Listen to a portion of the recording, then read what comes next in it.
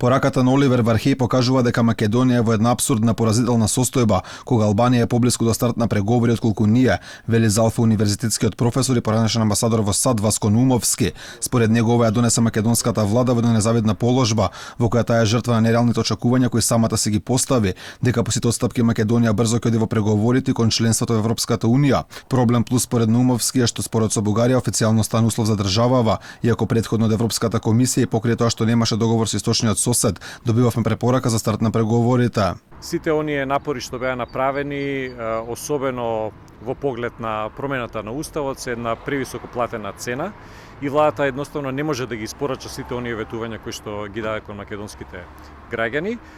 Спорот со Бугарија веќе официјално влегува како една официјална пречка за почетокот на преговорите и во таа насока предстои навистина тешка задача пред нашата влада да го затвори тоа прашање и истовремено да ги заштити македонските национални интереси.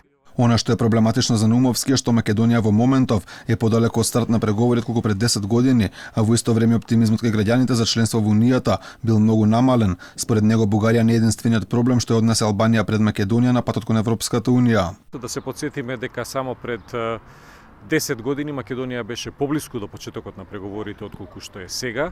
Ентузијазмот за членство во Европската унија тогаш беше многу поголем кај нашите граѓани отколку што тоа е сега и за жал ние гледаме назадување во многу поглавја, како на пример борбата против корупцијата, недостатокот на реформи во администрацијата, како и се она што значи исполнување на европските стандарди.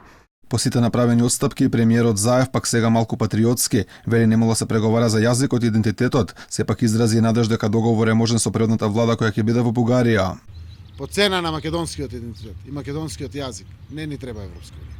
Затоа што ќе бидеме прашина изгубена низ ветерот.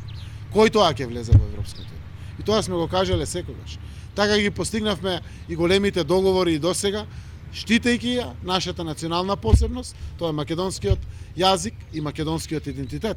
Дека мора да се најде решение за спорот со Бугарија, порачи министерката за Европа и Устав на Австрија Каролина Едштадлер, која уште еднаш ја повтори пораката дека низината земја може да биде посредник во решавањето на спорот со источниот сосед, порачи дека ја поддржувале Македонија на патот кон неу, не ја поддржували Бугарија, бидејќи била земја членка.